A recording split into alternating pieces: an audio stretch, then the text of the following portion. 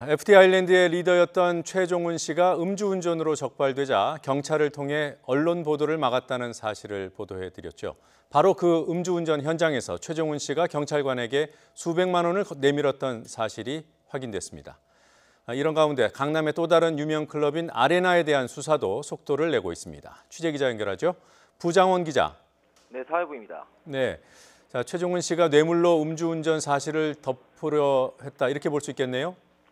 네, 맞습니다. 최종훈 씨가 지난 2016년 2월 21일 서울 이태원에서 음주운전 단속에 적발됐었는데요. 당시 경찰관에게 뇌물을 건네려 한 정황이 뒤늦게 밝혀졌습니다. 최 씨는 자신의 음주운전 사실이 언론에 보도되지 않게 해달라며 경찰 간부에게 청탁한 의혹도 받고 있는데요. 그런데 수사 과정에서 돈으로 음주운전 사실 자체를 덮으려 했던 사실도 추가로 드러난 겁니다. 최 씨는 현장에서 단속 경찰관에게 200만 원을 주겠다고 제안했습니다.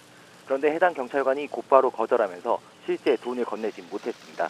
하지만 현행법상 뇌물을 주겠다는 의사를 드러낸 것만으로도 처벌 대상입니다.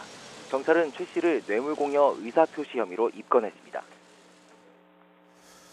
그리고 클럽 아레나에 대한 수사는 어떻게 진행되고 있습니까? 네, 경찰은 600억 원대 탈세 혐의를 받는 아레나 실소유주와 바지 사장 등 2명에 대해 어제 구속영장을 신청했습니다.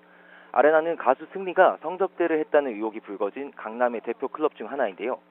실소유주로 지목된 강모 씨는 강남 일대 유흥업소 10여 곳을 소유한 큰 손으로 꼽힙니다.